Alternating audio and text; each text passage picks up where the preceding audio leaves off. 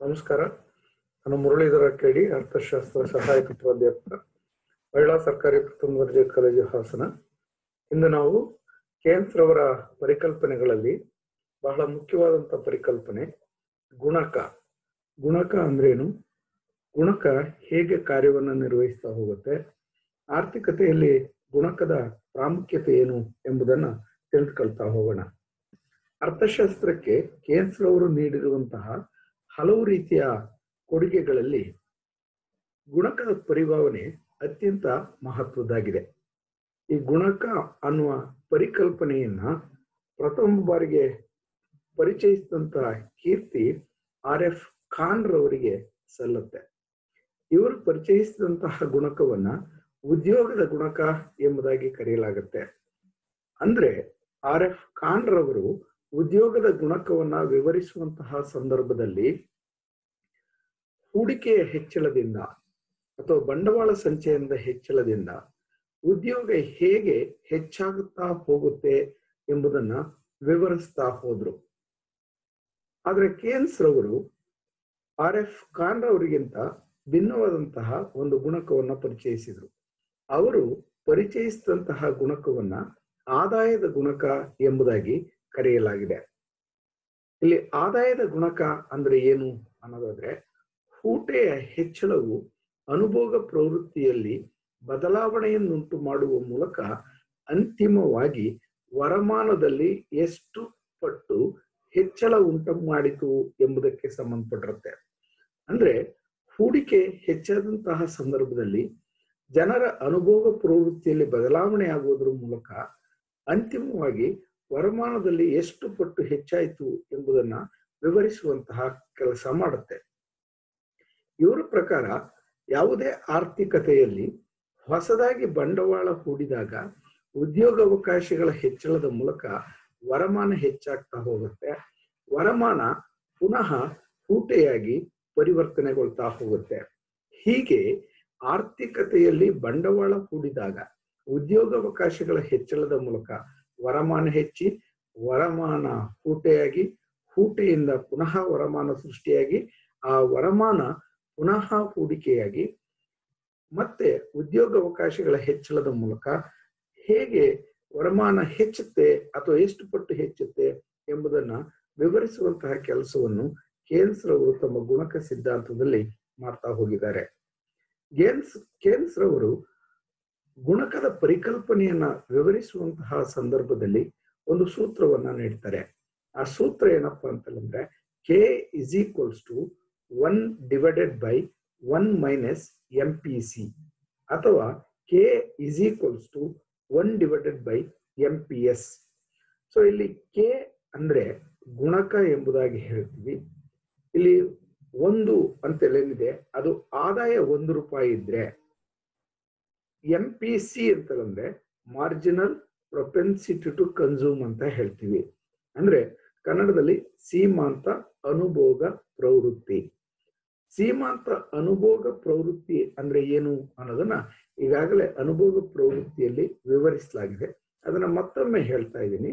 ಸೀಮಾಂತ ಅನುಭೋಗ ಪ್ರವೃತ್ತಿ ಅಂತಂದ್ರೆ ಆದಾಯ ಹೆಚ್ಚಾಗ್ತಾ ಹೋದಂತೆ ಅನುಭೋಗ ಯಾವ ಪ್ರಮಾಣದಲ್ಲಿ ಹೆಚ್ಚಾಗ್ತಾ ಇದೆ ಅಥವಾ ಯಾವ ದರದಲ್ಲಿ ಹೆಚ್ಚಾಗ್ತಾ ಇದೆ ಅನ್ನೋದೇ ಸೀಮಾಂತ ಅನುಭೋಗ ಪ್ರವೃತ್ತಿ. ಅಂದ್ರೆ ಸ್ಪಷ್ಟವಾಗಿ ಹೇಳೋದಾದ್ರೆ, ಆದಾಯ ಹೆಚ್ಚಾಗ್ತಾ ಹೋದಂತೆ ಅನುಭೋಗ ಯಾವ ದರದಲ್ಲಿ ಹೆಚ್ಚಾಗ್ತಾ ಇದೆ ಅನ್ನೋದನ್ನ ಈ ಸೀಮಾಂತ ಅನುಭೋಗ ಪ್ರವೃತ್ತಿ ವಿವರಿಸ್ತಾ ಹೋಗುತ್ತೆ. ಅಥವಾ K is equals to 1 divided by MPS ಅಂತ ಹೇಳ್ತೀವಿ. K ಅಂದ್ರೆ ಗುಣಕ, 1 ಅಂದ್ರೆ ಈಗಾಗಲೇ ಹೇಳಿರುವ ಹಾಗೆ ಆದಾಯವನ್ನು ಸೂಚಿಸುತ್ತೆ, MPS ಅಂದ್ರೆ ಮಾರ್ಜಿನಲ್ ಪ್ರೊಪೆನ್ಸಿಟಿ ಟು ಸೇವಿಂಗ್ಸ್ ಅಂದ್ರೆ ಸೀಮಾಂತ ಉಳಿತಾಯ ಪ್ರವೃತ್ತಿ.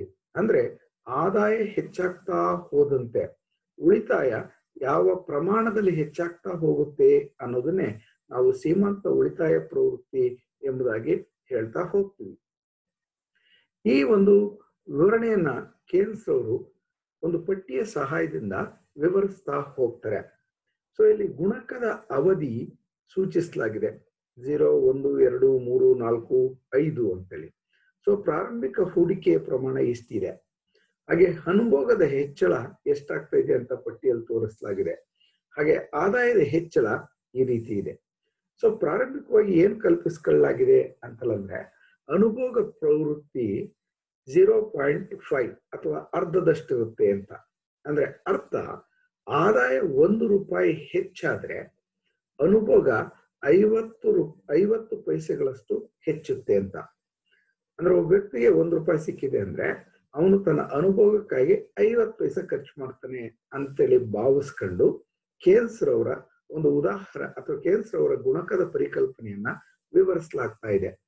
ಅದರಂತೆ ಗುಣಕದ ಅವಧಿ ಎಷ್ಟಿದೆ ಅಂತಂದ್ರೆ ಪ್ರಾರಂಭಿಕವಾಗಿ ಹೂಡಿಕೆ ಮಾಡಿದಾಗ 100 ಕೋಟಿ ರೂಪಾಯಿಗಳಷ್ಟಿತ್ತು. ಆಗ ಯಾವುದೇ ಆದಾಯ ಹೆಚ್ಚಲ್ಲ. ಆದ್ರೆ ಈ 100 ಕೋಟಿ ರೂಪಾಯಿಗಳಷ್ಟು ಆದಾಯವನ್ನ ಅಥವಾ ಹೂಡಿಕೆಯನ್ನ ಮಾಡಿದಾಗ ಆ ಹೂಡಿಕೆಯಲ್ಲಿ ಎಷ್ಟು ಖರ್ಚು ಮಾಡ್ತಾರೆ ಅಂದ್ರೆ 50 ರೂಪಾಯಿ ಖರ್ಚು ಮಾಡ್ತಾರೆ.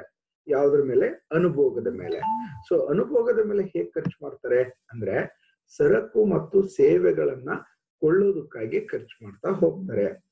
ಅಂದ್ರೆ ಯಾವಾಗ 100 ಕೋಟಿ ರೂಪಾಯಿಗಳಷ್ಟು ಹೂಡಿಕೆಯಿಂದ ಜೊತೆಗೆ 50 ಕೋಟಿ ರೂಪಾಯಿಗಳನ್ನ ಅನುಭೋಗದ ಮೇಲೆ ಖರ್ಚು ಮಾಡ್ತಾರೆ, ಆಗ ಆರ್ಥಿಕತೆಯಲ್ಲಿ ಹೂಡಿಕೆಯ ಜೊತೆಗೆ ಆ ಸರಕು ಸೇವೆಗಳ ಮೂಲಕ ಆದಾಯ 50 ಕೋಟಿ ಸೃಷ್ಟಿಯಾಗೋದ್ರಿಂದ 150 ಕೋಟಿ ರೂಪಾಯಿಗಳಷ್ಟಾಗತ್ತೆ. ಪುನಃ 100 ಕೋಟಿ ರೂಪಾಯಿಗಳನ್ನ ಹೊಸದಾಗಿ ಬಂಡವಾಳ ಹೂಡಿದಾಗ ಅದರಲ್ಲಿ 100+ ಇಲ್ಲಿ ಹೂಡಿರುವಂತ ಆದಾಯ ನಿರಂತರವಾಗಿ ಹೆಚ್ಚುತ್ತಾ ಇದೆ. 100 ಅಂದ್ರೆ ಇದು ಪ್ರಾರಂಭಿಕವಾಗಿ ಮಾಡಿರುವಂತಹ ಹೂಡಿಕೆ. ಈಗ 100+50 ಇತ್ತು. ಈ 50 ಕೋಟಿ ರೂಪಾಯಿಗಳಷ್ಟು ಸರಕು ಸೇವೆಗಳ ಮೂಲಕ ಆದಾಯ ಸೃಷ್ಟಿಯಾಯಿತು. ಅದರಲ್ಲಿ 50% ಅಂದ್ರೆ 25 ಕೋಟಿ ರೂಪಾಯಿಗಳಷ್ಟು ಆರ್ಥಿಕತೆಯಲ್ಲಿ ಸರಕು ಮತ್ತು ಸೇವೆಗಳನ್ನ ಕೊಳ್ಳೋದಕ್ಕೆ ಬಳಸ್ಕೊಳ್ತಾರೆ. ಆಗ ಒಟ್ಟು ಆದಾಯ 175 ಕೋಟಿ ರೂಪಾಯಿಗಳಾಯ್ತು. ಪುನಃ ಈ ಹೂಡಿಕೆ 100 ಕೋಟಿ ರೂಪಾಯಿಗಳಷ್ಟೇ ಇದೆ. ಈ 25 ಕೋಟಿ ರೂಪಾಯಿಗಳಲ್ಲಿ ಅನುಭೋಗದ ಮೇಲೆ ಹೊಸದಾಗಿ ವೆಚ್ಚ ಮಾಡೋದೆಷ್ಟು ಅಂದ್ರೆ 50 ಭಾಗ ಅಂದ್ರೆ 12.5 ಕೋಟಿ. ಸೊ ಆಗ ಒಟ್ಟು ಆದಾಯ 187.5 ಕೋಟಿ ಆಗುತ್ತೆ. ಆದ್ರೆ ಹೂಡಿಕೆಯ ಪ್ರಮಾಣ ಮೊದಲು 100 ಕೋಟಿ ಹಾಗೆ ಇದೆ. ಈ ಪ್ರಾರಂಭದಲ್ಲಿ ಹೆಚ್ಚಾಗ್ತಾ ಇರ್ತಕ್ಕಂಥ 100+50+25+12.5 ಕೋಟಿ ಇತ್ತು. ಇದರಲ್ಲಿ ಅರ್ಧದಷ್ಟು ಅಂದ್ರೆ 6.25. ಸೊ ಒಟ್ಟು ಆದಾಯ 193.75. ಈಗ ಪುನಃ ಮತ್ತೆ ಆದಾಯದ ಪ್ರಮಾಣ ಎಷ್ಟು ಹೆಚ್ಚುತ್ತೆ ಅಂದ್ರೆ 6.25 ಕೋಟಿ ರೂಪಾಯಿಗಳಲ್ಲಿ ಜನರ ಅನುಭೋಗ ಪ್ರವೃತ್ತಿ ಅರ್ಧ ಅಂದ್ರೆ 3.12 ಅಂತ ಹೇಳ್ತೀವಿ. ಸೊ ಇದರಲ್ಲಿ ಅಥವಾ 3.125 ಅಂತ ಹೇಳ್ತೀವಿ. ಸೊ ಈ ಒಂದು ಆದಾಯದಲ್ಲಿ ಎಷ್ಟು ಹೆಚ್ಚಾಗುತ್ತೆ ಅಂತಂದ್ರೆ 196.875 ಹೆಚ್ಚಾಗುತ್ತೆ. ಹೀಗೆ ಒಂದು ಸಾರಿ ಪ್ರಾರಂಭಿಕವಾಗಿ ಹೂಡಿದಂತಹ ಬಂಡವಾಳ ಸಂಚಯನದಿಂದ ಅಥವಾ ಬಂಡವಾಳದಿಂದ ಅಥವಾ ಹೂಡಿಕೆಯಿಂದ ನಿರಂತರವಾಗಿ ಆದಾಯ ಅನುಭೋಗ ಪ್ರವೃತ್ತಿಯ ಹೆಚ್ಚಳದ ಮೂಲಕ ಹೆಚ್ಚಾಗಿ ಅಂತಿಮವಾಗಿ ವರಮಾನದಲ್ಲಿ ಎಷ್ಟು ಪಟ್ಟು ಹೆಚ್ಚಾಯಿತು ಅನ್ನೋದನ್ನೇ ನಾವು ಗುಣಕ ಅಂತ ಹೇಳ್ತೀವಿ. ಅಂದ್ರೆ ಇಲ್ಲಿ ಗಮನಿಸ್ಬೇಕಾಗಿರೋದ ಅಂಶ ಏನಪ್ಪಾ ಅಂತಂದ್ರೆ ಈ 100 ಕೋಟಿ ರೂಪಾಯಿಗಳ ಪ್ರಾರಂಭಿಕ ಹೂಟೆಯಿಂದಾಗಿ ಈ ರೀತಿ ಅನುಭೋಗ ಪ್ರವೃತ್ತಿಯ ಮೂಲಕ ಅಂದ್ರೆ ಅರ್ಧದಷ್ಟು ಅನುಭೋಗ ಪ್ರವೃತ್ತಿ ಹೆಚ್ಚಾಗ್ತಾ ಹೋಗಿ ಅಂತಿಮವಾಗಿ ಎಷ್ಟು ಹೆಚ್ಚಾಗುತ್ತೆ ಅನ್ನೋದನ್ನ ಲೆಕ್ಕಾಚಾರ ಮಾಡೋದನ್ನೇ ನಾವು ಗುಣಕ ಅಂತೇಳಿ ಕರಿತೀವಿ. ಸೊ ಈ ಗುಣಕದ ಒಂದು ಕಾರ್ಯಾಚರಣೆಯನ್ನು ಒಂದು ರೇಖಾಚಿತ್ರದ ಮೂಲಕವೂ ಕೂಡ ವಿವರಿಸಬಹುದಾಗಿದೆ. ಇಲ್ಲಿ ನಾವು ಗಮನಿಸಬೇಕಾಗಿರೋದೇನು ಅಂತಂದ್ರೆ OY ಅಕ್ಷದಲ್ಲಿ ಉಳಿತಾಯ ಮತ್ತು ಹೂಟೆ ಕೋಟಿ ರೂಪಾಯಿಗಳಲ್ಲಿ ಹೇಳ್ತಾ ಇದ್ದೀವಿ. ಹಾಗೆ OX ಅಕ್ಷದಲ್ಲಿ ಆದಾಯ ಎಷ್ಟಿದೆ ಅನ್ನೋದನ್ನ ತೋರಿಸ್ತಾ ಇದ್ದೀವಿ. ಸೊ ಇಲ್ಲಿ ಆದಾಯ 100, 200, 300, 400, 500 ಕೋಟಿ ರೂಪಾಯಿಗಳಿದೆ. ಹಾಗೆ ಉಳಿತಾಯದ ಪ್ರಮಾಣವು ಕೂಡ ಇಷ್ಟೇ ಇದೆ.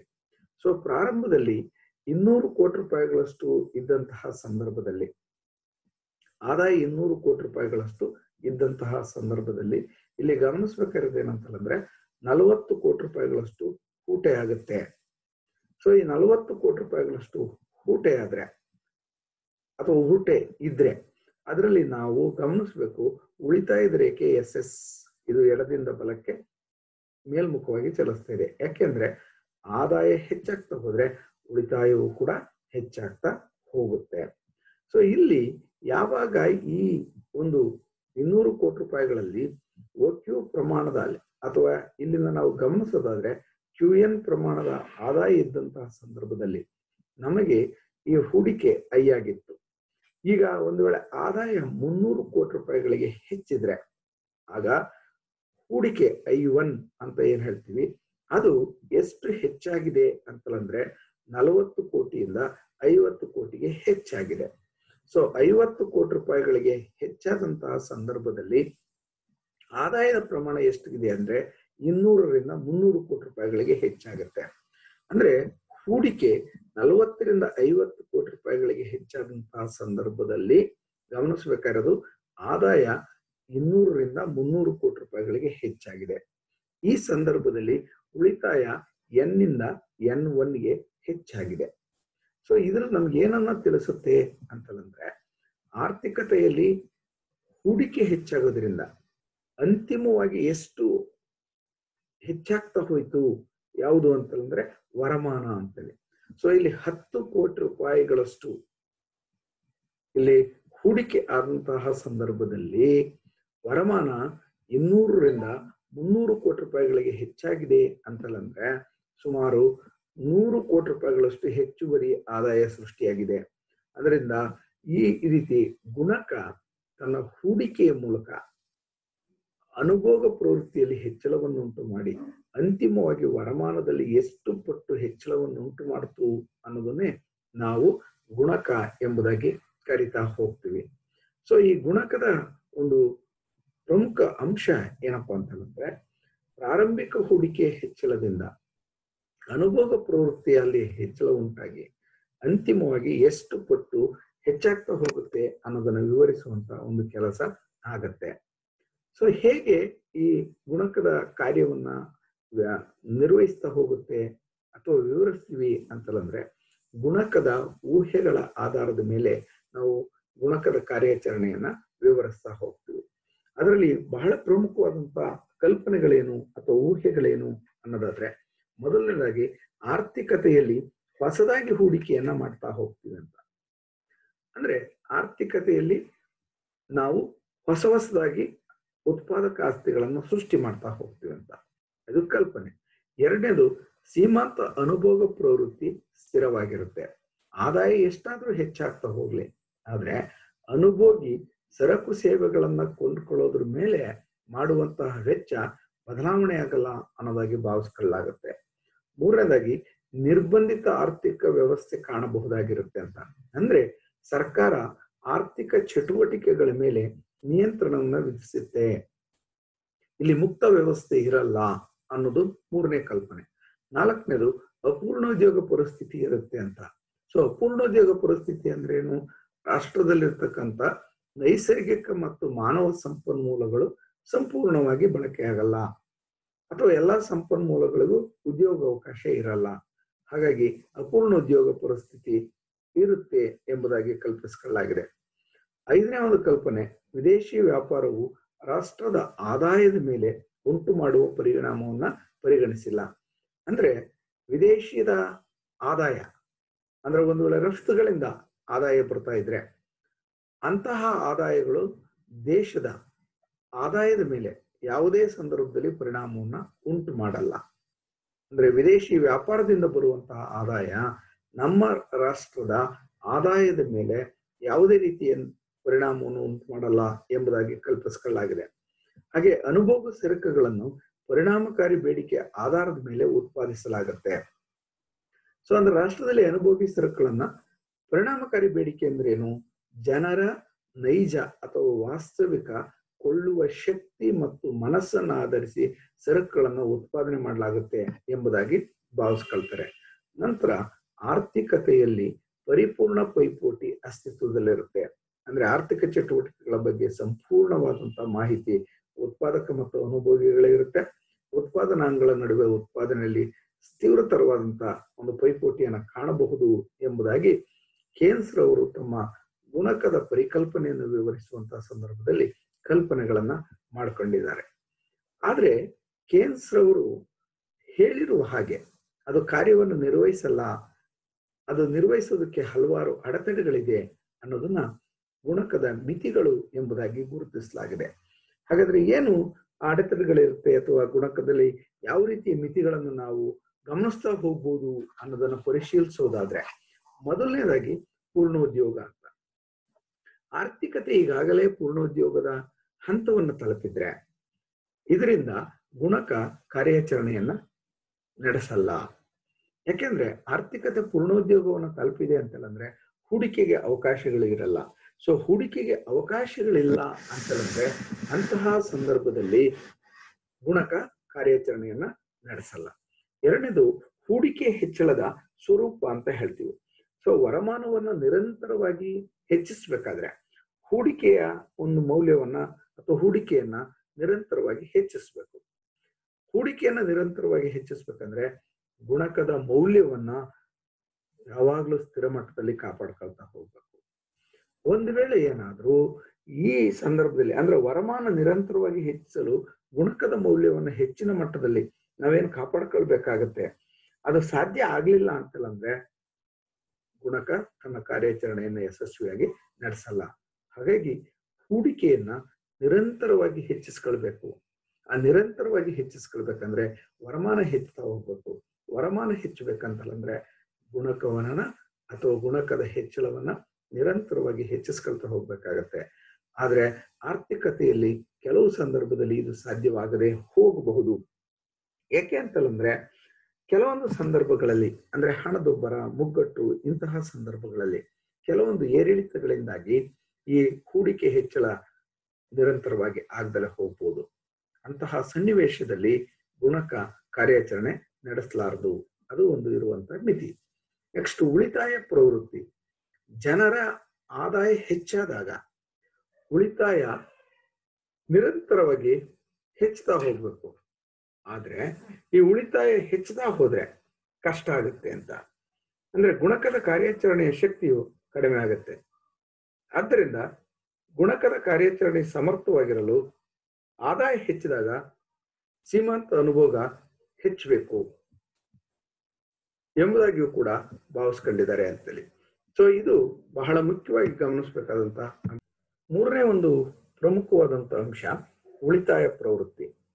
ಅಂದ್ರೆ ಆದಾಯ ಹೆಚ್ಚಾದಾಗ ಅನುಭೋಗ ಕಡಿಮೆಯಾಗಿ ಉಳಿತಾಯ ಹೆಚ್ಚಾಗ್ತಾ ಹೋಗ್ಬಿಟ್ರೆ ಗುಣಕ ತನ್ನ ಕಾರ್ಯಾಚರಣೆಯನ್ನ ಹೆಚ್ಚಿಸ್ಕೊಳ್ಳೋದಕ್ಕೆ ಸಾಧ್ಯ ಆಗಲ್ಲ ಅಥವಾ ಗುಣಕದ ಮೌಲ್ಯ ಕಡಿಮೆ ಆಗ್ತಾ ಹೋಗುತ್ತೆ. ಹಾಗಾಗಿ ಯಾವಾಗ ಆದಾಯ ಹೆಚ್ಚುತ್ತೆ ಆಗ ಅನುಭೋಗ ಹೆಚ್ಚಬೇಕು, ಉಳಿತಾಯದ ಪ್ರಮಾಣ ಕಡಿಮೆ ಆಗ್ತಾ ಹೋಗ್ಬೇಕು. ಆಗ ಮಾತ್ರ ಗುಣಕ ತನ್ನ ಕಾರ್ಯಾಚರಣೆಯನ್ನ ಹೆಚ್ಚಿಸ್ಕೊಳ್ತಾ ಹೋಗುತ್ತೆ. ಇದು ಕೂಡ ಇನ್ನೊಂದು ಮಿತಿ. ತೆರಿಗೆಯ ಪ್ರಮಾಣ. ಸರ್ಕಾರ ಒಂದು ವೇಳೆ ಆದಾಯ ಹೆಚ್ಚಾದಾಗ ಜನರ ಮೇಲೆ ಹೆಚ್ಚು ತೆರಿಗೆಯನ್ನು ವಿಧಿಸ್ಬಿಟ್ರೆ ಆಗ ಜನರ ಅನುಭೋಗ ಪ್ರಮಾಣ ಕಡಿಮೆ ಆಗ್ತಾ ಹೋಗುತ್ತೆ. ಅದು ಗುಣಕ ಕಾರ್ಯಾಚರಣೆಯನ್ನ ಸಮರ್ಥವಾಗಿ ನಡೆಸಲ್ಲ ಅಂತೇಳಿ. ನಂತರ ಸಾಲ ತೀರಿಸುವಿಕೆ. ಒಂದು ವೇಳೆ ಜನ ತಮ್ಮ ಆದಾಯ ಹೆಚ್ಚಾದಾಗ ಅದನ್ನ ಹೂಡಿಕೆ ಮಾಡದಲೆ ಹಿಂದೆ ಮಾಡಿರುವಂತಹ ಸಾಲವನ್ನು ತೀರೋದಕ್ಕೆ ಅಥವಾ ತೀರಿಸೋದಕ್ಕೆ ಬಳಸ್ಕೊಂಡ್ಬಿಟ್ರೆ ಆಗ ಗುಣಕ ತನ್ನ ಕೆಲಸವನ್ನು ಸಮರ್ಥವಾಗಿ ನಿರ್ವಹಿಸೋದಕ್ಕೆ ಸಾಧ್ಯ ಆಗಲ್ಲ ಅಂತೇಳಿ. ಆರನೇ ಒಂದು ಅಂಶ ಅಧಿಕ ಆಮದು. ಒಂದು ವೇಳೆ ಏನಾದ್ರೂ ರಾಷ್ಟ್ರದಲ್ಲಿ ಆದಾಯ ಹೆಚ್ಚಾದಂತಹ ಸಂದರ್ಭದಲ್ಲಿ ಅನುಭೋಗಿಗಳು ತಮ್ಮ ಆದಾಯ ಹೆಚ್ಚಳವನ್ನ ವಿದೇಶಗಳಿಂದ ಸರಕುಗಳನ್ನ ಆಮದು ಮಾಡ್ಕೊಳ್ಳೋದಕ್ಕೆ ಬಳಸ್ಕೊಂಡ್ಬಿಟ್ರೆ ಅಂತಹ ಸಂದರ್ಭದಲ್ಲಿ ದೇಶದ ಒಳಗಡೆ ಹೂಡಿಕೆ ಹೆಚ್ಚಲ್ಲ. ಆಗ ಗುಣಕ ಕಾರ್ಯಾಚರಣೆಯನ್ನ ನಿರ್ವಹಿಸೋದಕ್ಕೆ ಸಾಧ್ಯ ಆಗಲ್ಲ ಅಂತೇಳಿ. ಜೊತೆಗೆ ಅನುಭೋಗಿ ಸರಕುಗಳ ಅಲಭ್ಯತೆ. ಅಂದ್ರೆ ರಾಷ್ಟ್ರದಲ್ಲಿ ವರಮಾನ ಹೆಚ್ಚಾದಂತಹ ಸಂದರ್ಭದಲ್ಲಿ ಆ ವರಮಾನವನ್ನ ಅನುಭೋಗವಾಗಿ ಪರಿವರ್ತಿಸ್ಬೇಕಂದ್ರೆ ಆ ಅನುಭೋಗಿಗಳು ಇಚ್ಛಿಸುವಂತಹ ಸರಕು ಮತ್ತು ಸೇವೆಗಳು ಲಭ್ಯ ಇರಬೇಕಾಗತ್ತೆ. ಒಂದು ವೇಳೆ ವರಮಾನ ಹೆಚ್ಚಾದಾಗ ಅನುಭೋಗಿಗಳಿಗೆ ಬೇಕಾಗಿರುವಂತಹ ಸರಕು ಸೇವೆಗಳು ಲಭ್ಯ ಆಗ್ಲಿಲ್ಲ ಅಂತಂದ್ರೆ ಅಂತಹ ಸಂದರ್ಭದಲ್ಲಿ ಗುಣಕ ಯಶಸ್ವಿಯಾಗಿ ಕಾರ್ಯವನ್ನ ನಿರ್ವಹಿಸೋದಕ್ಕೆ ಸಾಧ್ಯ ಆಗಲ್ಲ. ಗುಣಕದ ಅವಧಿ ಅಂತ ಹೇಳ್ತೀವಿ. ಅಂದ್ರೆ ವರಮಾನ ಹೆಚ್ಚಾದಂತಹ ಸಂದರ್ಭದಲ್ಲಿ ಅದು ಅನುಭೋಗವಾಗಿ ಅಥವಾ ಅನುಭೋಗದ ಮೇಲಿನ ವೆಚ್ಚವಾಗಿ ಪರಿವರ್ತನೆ ಆಗೋದಕ್ಕೆ ಬೇಕಾಗುವಂತಹ ಕಾಲಾವಧಿಯನ್ನೇ ಗುಣಕದ ಅವಧಿ ಅಂತ ಕರಿತೀವಿ. ಇನ್ನೊಮ್ಮೆ ಸ್ಪಷ್ಟವಾಗಿ ಹೇಳೋದಾದ್ರೆ ಅನುಭೋಗಿಯ ಆದಾಯ ಹೆಚ್ಚಾದಾಗ ಆ ಆದಾಯ ಅನುಭೋಗಿ ವೆಚ್ಚವಾಗಿ ಅಂದ್ರೆ ಸರಕು ಮತ್ತು ಸೇವೆಗಳನ್ನ ಕೊಳ್ಳೋದಕ್ಕೆ ಬಳಕೆ ಆಗೋದಕ್ಕೆ ಬೇಕಾಗುವಂತ ಅವಧಿ ಏನಿದೆ ಅದನ್ನು ನಾವು ಗುಣಕದ ಅವಧಿ ಎಂಬುದಾಗಿ ಕರಿತಾ ಹೋಗ್ತೀವಿ. ಹಾಗಾಗಿ ಈ ಅವಧಿ ಹೆಚ್ಚಿದ್ರೆ ಗುಣಕದ ಕಾರ್ಯಕ್ಷಮತೆ ಕಡಿಮೆ ಆಗತ್ತೆ ಅಂತೇಳಿ. ನಂತರ ಸಾಲ ಪತ್ರಗಳನ್ನ ಕೊಳ್ಳುವಿಕೆ. ಜನರು ಆದಾಯ ಹೆಚ್ಚಾದಾಗ ಅದನ್ನ ಅನುಭೋಗಕ್ಕಾಗಿ ವೆಚ್ಚ ಮಾಡದೆ ಸಾಲ ಪತ್ರಗಳನ್ನ ಕೊಳ್ಳೋದಕ್ಕೆ ಬಳಸ್ಕೊಂಡ್ಬಿಟ್ರೆ ಆಗ ಗುಣಕ ಯಶಸ್ವಿಯಾಗಿ ಕಾರ್ಯವನ್ನ ನಿರ್ವಹಿಸಲ್ಲ. ನಂತರ 10ನೇ ಒಂದು ಅಂಶ, ವರಮಾನ ಹೆಚ್ಚಾದಾಗ. ಸರಕು ಸೇವೆಗಳ ಬೆಲೆಗಳು ಹೆಚ್ಚಾಗ್ಬಿಟ್ರೆ ಅಂತಹ ಸಂದರ್ಭದಲ್ಲಿ ಅನುಭೋಗ ಹೆಚ್ಚಲ್ಲ. ಅನುಭೋಗ ಹೆಚ್ಚದೇ ಇದ್ರೆ ಆಗ ಗುಣಕ ತನ್ನ ಕ್ಷಮತೆಯನ್ನ ಅಥವಾ ದಕ್ಷತೆಯನ್ನ ಹೆಚ್ಚಿಸ್ಕೊಳ್ಳೋದಕ್ಕೆ ಸಾಧ್ಯ ಆಗಲ್ಲ. ಹಾಗಾಗಿ 10 ಅಂಶಗಳು ಗುಣಕದ ಕಾರ್ಯಾಚರಣೆಯ ಮೇಲಿರ್ತಕ್ಕಂಥ ಮಿತಿಯನ್ನ ಹೇಳ್ತಾ ಹೋಗುತ್ತೆ. ನಂತರ ಈ ಗುಣಕದ ಮಹತ್ವ ಏನು ಅನ್ನೋದಾದ್ರೆ, ಕೇನ್ಸ್ ರವರು ಗುಣಕದ ಪರಿಕಲ್ಪನೆಯ ಮೂಲಕ ಆರ್ಥಿಕತೆಯಲ್ಲಿ ಹೇಗೆ ಅನುಭೋಗ ಹೆಚ್ಚಳದ ಮೂಲಕ ಗುಣಕದ ಮೌಲ್ಯವನ್ನು ಹೆಚ್ಚಿಸಿ ಆರ್ಥಿಕತೆಯಲ್ಲಿ ವರಮಾನವನ್ನ ಹಲವಾರು ಪಟ್ಟು ಹೇಗೆ ಹೆಚ್ಚಿಸ್ಕೊಳ್ಳೋದಕ್ಕೆ ಸಾಧ್ಯ ಇದೆ ಎಂಬುದನ್ನ ಸಮರ್ಥವಾಗಿ ವಿವರಿಸೋದ್ರ ಮೂಲಕ ಆರ್ಥಿಕತೆಗಳು ವರಮಾನ ಹೆಚ್ಚಾದಾಗ ಹೇಗೆ ತಮ್ಮ ಆದಾಯವನ್ನ ಹೆಚ್ಚು ಹೆಚ್ಚು ವೃದ್ಧಿಸ್ಕೊಳ್ಳೋದಕ್ಕೆ ಅನುಭೋಗ ಪ್ರವೃತ್ತಿಯ ಮೂಲಕ ಸಾಧ್ಯ ಇದೆ ಎಂಬುದನ್ನ ಸ್ಪಷ್ಟವಾಗಿ ಹೇಳೋದ್ರ ಮೂಲಕ ಆರ್ಥಿಕ ಅಭಿವೃದ್ಧಿಗೆ ಬೇಕಾಗಿರುವಂತಹ ಮಾರ್ಗದರ್ಶನವನ್ನ ಸೂಕ್ತ ರೀತಿಯಲ್ಲಿ ಪ್ರತಿಪಾದಿಸಿದ್ದಾರೆ ಎಂಬುದಾಗಿ ವಾದವನ್ನ ಮಾಡಲಾಗಿದೆ.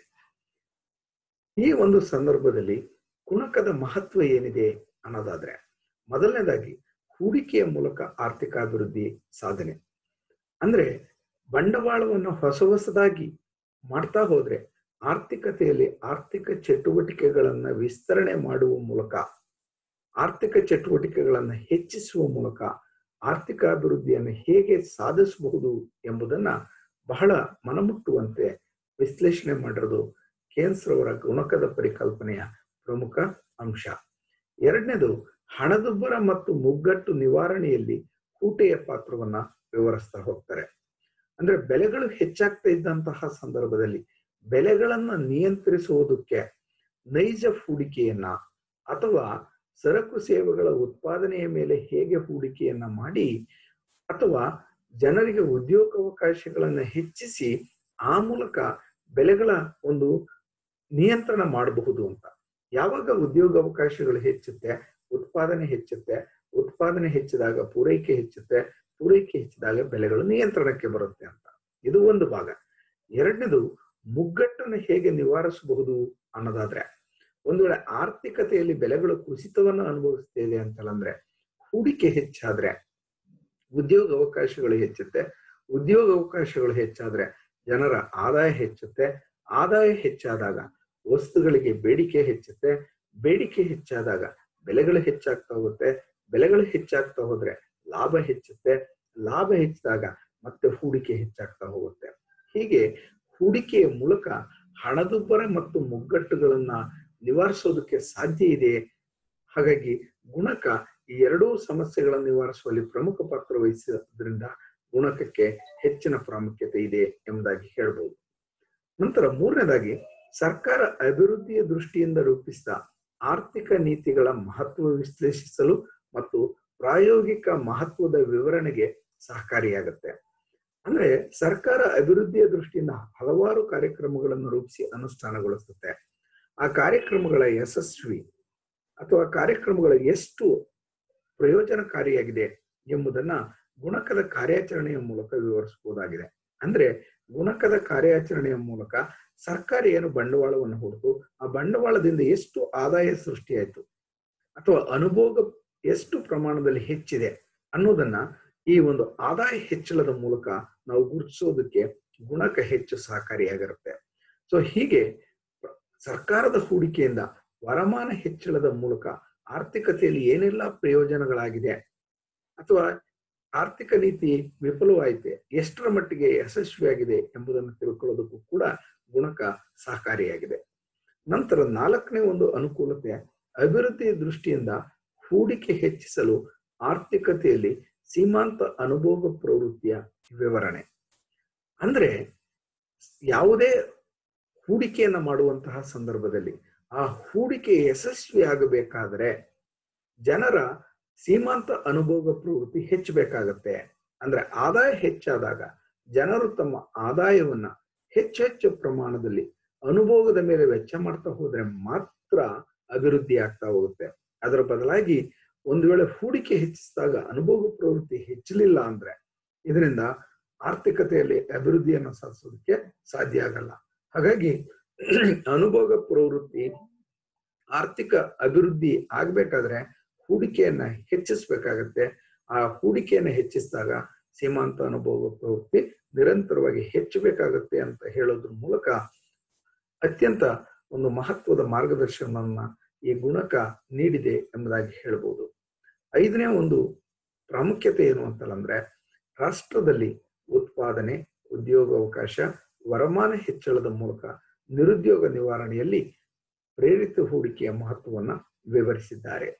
ಅಂದ್ರೆ ಆರ್ಥಿಕತೆಯಲ್ಲಿ ಯಾವಾಗ ಹೂಡಿಕೆ ಹೆಚ್ಚಾಗಿ ಸೀಮಾಂತ ಅನುಭೋಗ ಪ್ರವೃತ್ತಿ ಹೆಚ್ಚಾಗ್ತಾ ಹೋಗುತ್ತೆ ಅಂತಹ ಸಂದರ್ಭದಲ್ಲಿ ಈ ಉತ್ಪಾದನೆ, ಉದ್ಯೋಗಾವಕಾಶ, ವರಮಾನ ಎಲ್ಲವೂ ಕೂಡ ಹೆಚ್ಚಾಗ್ತಾ ಹೋಗುತ್ತೆ.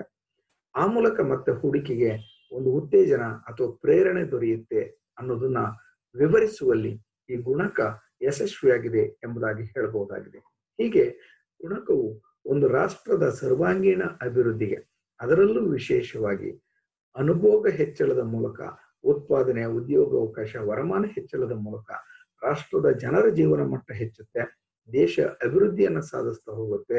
ಆ ಮೂಲಕ ಜನರಿಗೆ ಬೇಕಾದಂತಹ ಸೌಲಭ್ಯಗಳು ಹೆಚ್ಚು ದೊರೆಯೋದ್ರ ಮೂಲಕ ಅವರ ಯೋಗಕ್ಷೇಮವನ್ನು ಹೆಚ್ಚಿಸೋದಕ್ಕೆ ಅನುಕೂಲಕರವಾಗಿರುತ್ತೆ ಎಂಬುದಾಗಿ ಈ ಗುಣಕದ ಮಹತ್ವದಲ್ಲಿ ನಾವು ತಿಳಿದುಕೊಳ್ತಾ ಹೋಗಬಹುದಾಗಿದೆ. ಆದ್ರೆ ಗುಣಕ ಪರಿಕಲ್ಪನೆ ಕೇನ್ಸ್ ರವರು ವಿವರಿಸುವಂತೆ ಕೆಲಸ ನಿರ್ವಹಿಸಲ್ಲ ಎಂಬುದಾಗಿ ಕೆಲವು ಅರ್ಥಶಾಸ್ತ್ರಜ್ಞರು ಟೀಕೆಗಳನ್ನ ಮಾಡ್ತಾ ಹೋಗ್ತಾರೆ. ಆ ಟೀಕೆಗಳು ಏನು ಅನ್ನೋದಾದ್ರೆ ಮೊದಲನೇದಾಗಿ ಅವಾಸ್ತವಿಕ ಕಲ್ಪನೆಗಳು. ಸೊ ಅವಾಸ್ತವಿಕ ಕಲ್ಪನೆಗಳು ಏನು ಅಂತಂದ್ರೆ ಪರಿಪೂರ್ಣ ಪೈಪೋಟಿ ಇರುತ್ತೆ, ವಿದೇಶಿ ವ್ಯಾಪಾರ ಆದಾಯದ ಮೇಲೆ ಪ್ರಭಾವ ಬೀರಲ್ಲ ಅಂದಿರೋದು ತಪ್ಪು. ವಾಸ್ತವಿಕ ಜಗತ್ತಿನಲ್ಲಿ ನಾವು ಅಪರಿಪೂರ್ಣ ಪೈಪೋಟಿಯನ್ನು ನೋಡ್ತೀವಿ. ಹಾಗೆಯೇ ವಿದೇಶದಿಂದ ಬರುವಂತ ಆದಾಯ ನಮ್ಮ ಆದಾಯದ ಭಾಗವಾಗೋದ್ರಿಂದ ಅದು ಅನುಭವದ ಮೇಲೆ ಪ್ರಭಾವವನ್ನು ಬೀರುತ್ತೆ. ಆದ್ರೆ ಈ ರೀತಿ ಅವಾಸ್ತವಿಕ ಕಲ್ಪನೆಯನ್ನ ಮಾಡ್ಕೊಂಡಿರೋದು ಗುಣಕದ ಒಂದು ದೋಷ ಎಂಬುದಾಗಿ ಟೀಕೆಯನ್ನು ಮಾಡಲಾಗಿದೆ. ಎರಡನೇದಾಗಿ ಅನುಭೋಗ ಪ್ರವೃತ್ತಿಗೆ ಮಿತಿಮೀರಿದ ಪ್ರಾಶಸ್ತ್ಯವನ್ನ ಕೊಡ್ತಾ ಹೋಗ್ತಾರೆ. ಅಂದ್ರೆ ಕೇನ್ಸ್ ರವರು ತಮ್ಮ ವಿಶ್ಲೇಷಣೆಯಲ್ಲಿ ಆರ್ಥಿಕ ಅಭಿವೃದ್ಧಿಯಲ್ಲಿ ಪ್ರಭಾವ ಬೀರುವಂತ ಇತರ ಅಂಶಗಳನ್ನ ನಿರ್ಲಕ್ಷಿಸಿ ಕೇವಲ ಅನುಭೋಗ ಪ್ರವೃತ್ತಿಗೆ ಪ್ರಾಶಸ್ತ್ಯವನ್ನು ಕೊಟ್ಟಿರೋದು ತಪ್ಪು ಎಂಬುದಾಗಿ ಹೇಳಿದ್ದಾರೆ. ಅದರ ಬದಲಾಗಿ ಸಂಪನ್ಮೂಲಗಳ ಲಭ್ಯತೆ, ಉದ್ಯಮಸಾಹಿಗಳ ಸಂಖ್ಯೆ, ಉಳಿತಾಯದ ಮನೋಭಾವ, ಇತರ ಅಂಶಗಳು ಕೂಡ ಅನುಭೋಗ ಪ್ರವೃತ್ತಿಯಷ್ಟೇ ಪ್ರಾಮುಖ್ಯತೆಯನ್ನು ಹೊಂದಿರುತ್ತೆ. ಇಲ್ಲಿ ಕೇನ್ಸ್ ರವರು ವರಮಾನದ ಹೆಚ್ಚಳಕ್ಕೆ ಹೂಡಿಕೆ ಹೆಚ್ಚಾದಂತಹ ಸಂದರ್ಭದಲ್ಲಿ ಅನುಭೋಗ ಪ್ರವೃತ್ತಿಯ ಪ್ರಧಾನ ಪಾತ್ರ ವಹಿಸುತ್ತೆ ಅಂತ ಹೇಳ್ತಾರೆ. ಇದು ಸರಿಯಲ್ಲ ಅಂತ. ಅಂದ್ರೆ ಸಂಪನ್ಮೂಲಗಳು ಲಭ್ಯ ಆಗ್ಬೇಕು, ಆ ವರಮಾನ ಹೆಚ್ಚಿದಾಗ ಹೂಡಿಕೆಯನ್ನು ಮಾಡಕ್ಕೆ ಉದ್ಯಮ ಸಾಹಸಿಗಳು ಬೇಕಾಗುತ್ತೆ, ಹಾಗೆ ಉಳಿತಾಯದ ಪ್ರಮಾಣವು ಕೂಡ ಪ್ರಮುಖವಾದಂತ ಪಾತ್ರ ಆಗುತ್ತೆ. ಈ ಅಂಶಗಳನ್ನ ಪರಿಗಣಿಸಿಲ್ಲ ಎಂಬುದಾಗಿ ಇದು ಕೂಡ ಒಂದು ಗುಣಕದ ದೋಷ ಎಂದು ಟೀಕಿಸಲಾಗಿದೆ. ಮೂರನೇ ಒಂದು ಅಂಶ ಸೀಮಾಂತ ಅನುಭೋಗ ಪ್ರವೃತ್ತಿಯ ಬಗೆಗೆ ತಪ್ಪು ಕಲ್ಪನೆ. ಕೇನ್ಸ್ ರವರು ಹೂಡಿಕೆ ಹೆಚ್ಚಿ ವರಮಾನ ಹೆಚ್ಚಾದಂತಹ ಸಂದರ್ಭದಲ್ಲಿ ಸೀಮಾಂತ ಅನುಭೋಗ ಪ್ರವೃತ್ತಿ ಎಲ್ಲಾ ಆದಾಯ ಮಟ್ಟಗಳಲ್ಲೂ ಕೂಡ ಸ್ಥಿರವಾಗಿರುತ್ತೆ ಅಂತ ಹೇಳ್ತಾರೆ. ಇದು ತಪ್ಪು. ಸಾಮಾನ್ಯವಾಗಿ ವರಮಾನ ಹೆಚ್ಚಾದಂತಹ ಸಂದರ್ಭದಲ್ಲಿ ಅನುಭೋಗ ಏನಾಗ್ತಾ ಹೋಗುತ್ತೆ ಅಂದ್ರೆ ಹೆಚ್ಚಾಗ್ತಾ ಇದ್ರು ಕೂಡ ಅದು ಇಳಿಮುಖ ದರದಲ್ಲಿ ಹೆಚ್ಚಾಗ್ತಾ ಹೋಗುತ್ತೆ. ಹಾಗಾಗಿ ಸ್ಥಿರ ದರದಲ್ಲಿ ಹೆಚ್ಚಲ್ಲ ಎಂಬುದಾಗಿ ಈ ಏನು ಸೀಮಾಂತ ಅನುಭೋಗ ಪ್ರವೃತ್ತಿ ಸ್ಥಿರವಾಗಿರುತ್ತೆ ಅಂತೇಳಿ ಗುಣಕ ಪ್ರತಿಪಾದಿಸುವಾಗ ಕೇನ್ಸ್ ಭಾವಿಸಿದ್ರು, ಅದನ್ನು ಕೂಡ ಟೀಕೆ ಮಾಡಲಾಗಿದೆ. ನಾಲ್ಕನೇದಾಗಿ ಭಾಗಶಃ ವಿಶ್ಲೇಷಣೆ ಎಂದು ಟೀಕೆಯನ್ನ ಮಾಡ್ತಾ ಹೋಗ್ತಾರೆ. ಅಂದ್ರೆ ಆದಾಯ ಹೆಚ್ಚಾದ ಕೂಡಲೇ ಅದು ಅನುಭೋಗ ವೆಚ್ಚವಾಗಿ ಪರಿವರ್ತನೆ ಆಗುತ್ತೆ ಅಂತೇಳಿ ಭಾವಿಸ್ಕೊಂಡ್ರದು ತಪ್ಪು. ಯಾಕಪ್ಪ ಅಂತಂದ್ರೆ ಅನುಭೋಗ ಮಟ್ಟ ಆದಾಯ ಒಂದರಿಂದಲೇ ನಿರ್ಧಾರ ಆಗಲ್ಲ. ಅದರ ಬದಲಾಗಿ ಹಲವಾರು ಅಂಶಗಳು ಅನುಭೋಗದ ಮೇಲೆ ಪ್ರಭಾವವನ್ನ ಬೀರ್ತಾ ಹೋಗುತ್ತೆ. ಈ ಅಂಶಗಳನ್ನ ಕೇನ್ಸ್ ಅವರು ಪರಿಗಣನೆಗೆ ತೆಗೆದುಕೊಂಡಿಲ್ಲ. ಸೊ ಬೇರೆ ಅಂಶಗಳು ಅಂತೇಳಂದ್ರೆ ಏನು ಅಂತೇಳಂದ್ರೆ ಜನರ ಆಚಾರ ವಿಚಾರಗಳು, ಆಹಾರದ ಪದ್ಧತಿ, ಅವರಿಗೆ ಇರುವಂತ ಅನುಕೂಲತೆಗಳು, ಇವೆಲ್ಲವೂ ಕೂಡ ಈ ಒಂದು ಅನುಭೋಗದ ಮೇಲೆ ಪ್ರಭಾವವನ್ನ ಬೀರ್ತಾ ಹೋಗುತ್ತೆ. ಆದ್ರೆ ಕೇವಲ ಆದಾಯ ಒಂದೇ ಅನುಭೋಗ ಪ್ರವೃತ್ತಿಯ ಮೇಲೆ ಪ್ರಭಾವ ಬೀರುತ್ತೆ ಅಂತ ಭಾವಿಸ್ಕೊಂಡಿರೋದು ತಪ್ಪು ಎಂಬುದಾಗಿ ಟೀಕೆಯನ್ನ ಮಾಡಲಾಗಿದೆ. 5ನೇ ಒಂದು ಅಂಶ, ಪ್ರೇರಿತ ಹೂಡಿಕೆಗೆ ನಿರ್ಲಕ್ಷ್ಯ. ಆರ್ಥಿಕತೆಯಲ್ಲಿ ಸ್ವಯಂ ಪ್ರೇರಿತ ಹೂಡಿಕೆಗೆ ಹೆಚ್ಚಿನ ಒಂದು ಪ್ರಾಮುಖ್ಯತೆಯನ್ನ ನೀಡಿ ಪ್ರೇರಿತ ಅನುಭೋಗ ಆದಾಯದ ಮೇಲೆ ಉಂಟು ಮಾಡುವಂತಹ ಪರಿಣಾಮವನ್ನ ಇವರು ಪರಿಗಣನೆಗೆ ತೆಗೆದುಕೊಂಡಿಲ್ಲ. ಸೊ ಅಂದ್ರೆ ಪ್ರೇರಿತ ಹೂಡಿಕೆ ಹೇಗೆ ಪ್ರಭಾವವನ್ನ ಮಾಡುತ್ತೆ ಅಂತಂದ್ರೆ, ಇಲ್ಲಿ ಏನು ಲಾಭದ ಪ್ರಮಾಣ ಹೆಚ್ಚಾಗ್ತಾ ಹೋಗುತ್ತೆ, ಆ ಲಾಭದಿಂದ ಪ್ರೇರೇಪಿತವಾಗಿ ಹೂಡಿಕೆ ಆದಾಗಲೂ ಕೂಡ ಆದಾಯ ಹೆಚ್ಚುತ್ತೆ. ಆ ಆದಾಯ ಅನುಭೋಗ ವೆಚ್ಚಕ್ಕೆ ಬಳಕೆ ಆಗುತ್ತೆ.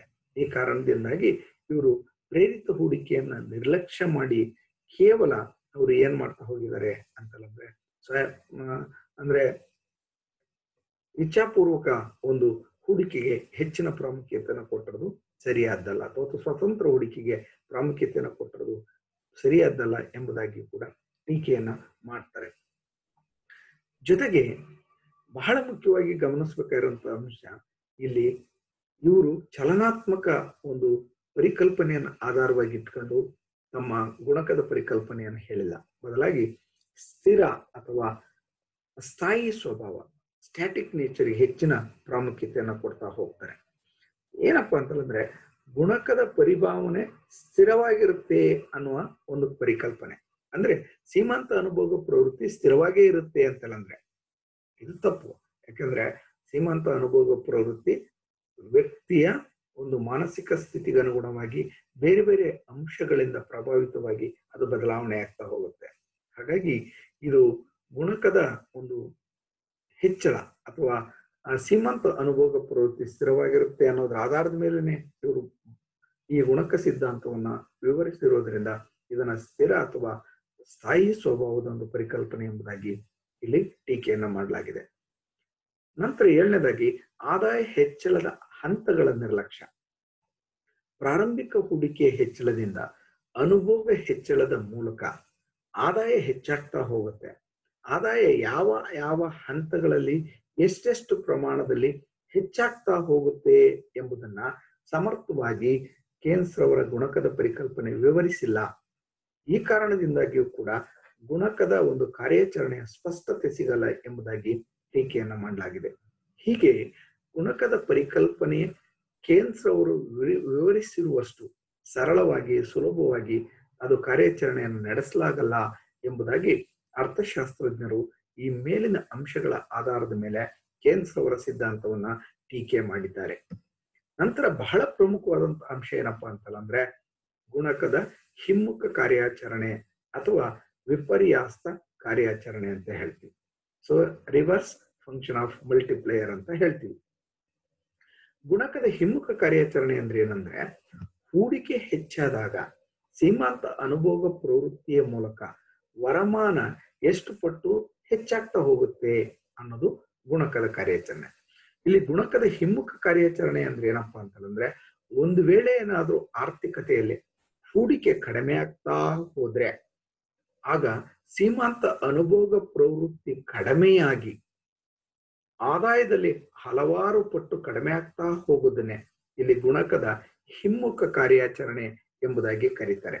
ಅಂದ್ರೆ ಪ್ರಾರಂಭಿಕ ಹೂಡಿಕೆಯ ಕುಸಿತದಿಂದ ಸೀಮಾಂತ ಅನುಭೋಗ ಪ್ರವೃತ್ತಿಯಲ್ಲಿ ಕಡಿಮೆಯಾಗಿ ವರಮಾನ ಎಷ್ಟು ಪಟ್ಟು ಕಡಿಮೆಯಾಯಿತು ಎಂಬುದನ್ನ ವಿವರಿಸುವುದನ್ನೇ ನಾವು ಗುಣಕದ ಹಿಮ್ಮುಖ ಕಾರ್ಯಾಚರಣೆ ಅಥವಾ ವಿಪರ್ಯಾಸ್ತ ಕಾರ್ಯಾಚರಣೆ ಎಂಬುದಾಗಿ ಕರೀತಾ ಹೋಗ್ತೀವಿ. ಈ ಗುಣಕದ ಹಿಮ್ಮುಖ ಕಾರ್ಯಾಚರಣೆಯನ್ನು ಕೂಡ ಹಿಂದೆ ವಿವರಿಸಿರುವಂತಹ ಗುಣಕದ ಸೂತ್ರದ ಮೂಲಕನೇ ವಿವರಿಸ್ತೀವಿ. K is equals to 1/1 - MPC ಎಂಬುದಾಗಿ ಹೇಳ್ತಾ ಹೋಗ್ತೀವಿ, ಅಥವಾ K is equals to 1/MPS ಎಂಬುದಾಗಿ ಹೇಳ್ತಾ ಹೋಗ್ತೀವಿ. ಸೊ ಇಲ್ಲಿ ಬಹಳ ಪ್ರಮುಖವಾದಂತಹ ಅಂಶ ಏನಪ್ಪಾ ಅಂತಂದ್ರೆ ಯಾವಾಗ ಹೂಡಿಕೆ ಕಡಿಮೆ ಆಗುತ್ತೆ ಆಗ ಜನರ ಅನುಭೋಗ ಪ್ರವೃತ್ತಿ ಕಡಿಮೆಯಾಗಿ, ಅನುಭೋಗ ಪ್ರವೃತ್ತಿ ಕಡಿಮೆ ಆಗ್ತಾ ಹೋದಂತೆ ತನ್ನಷ್ಟಕ್ಕೆ ತಾನೇ ಏನಾಗ್ತಾ ಹೋಗುತ್ತೆ, ಆದಾಯ ಹೆಚ್ಚಳವು ಕೂಡ ನಿರಂತರವಾಗಿ ಕಡಿಮೆ ಆಗ್ತಾ ಹೋಗುತ್ತೆ ಅನ್ನೋದನ್ನ ಗುಣಕದ ವಿಪರ್ಯಾಸ ಕಾರ್ಯಾಚರಣೆಯಲ್ಲಿ ಹೇಳ್ತಾ ಹೋಗ್ತಾರೆ.